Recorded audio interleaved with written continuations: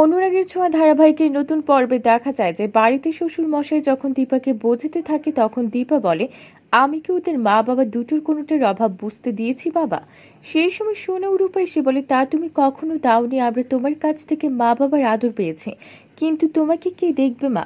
রূপার কথা শুনে রেগে যায় দীপা, তারপর পারফিউম গুলো নিয়ে বেরিয়ে পড়ে। ওদিকে জেলে বসে সূর্য ইরাকে নিয়ে হোটেলে সে ভিডিও এবং দীপার সাথে ঘটে যাওয়া ঘটনার ভিডিও দেখে হতাশ মিশকা।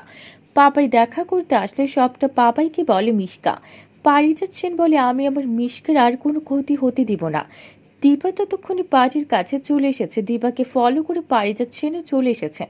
দীপা যখন কথা বলছে পার্টির সাথে, তখন গাড়ি থেকে নেমে দীপার সমস্ত পারফিউমে আগুন জ্বালিয়ে দিয়ে গাড়িতে বসে মজা দেখছে পাপাই। ততক্ষণে দীপা আগুন নেভাতে চেষ্টা করে। অর্জুন এসে দীপাকে রক্ষা করে এবং পার্টিকে বলে টাকা ফেরত পেয়ে যাবেন। দীপা উঠে দাঁড়িয়ে বলে, আমাকে আবার ঘুরে দাঁড়াতে হবে। ঠিক সেই সময় দীপা কিন্তু পারিজাত সেনকে দেখে ফেলে। তাহলে কি করবে এবার দীপা? সে কি পারিজাত সেনকে উচিত শিক্ষা দিতে পারবে? বন্ধুরা, তোমাদের কি মনে হয়? এক্ষুনি একটা লাইক দিয়ে এবং কমেন্ট করে জানিয়ে দাও তোমাদের মতামত। ধন্যবাদ।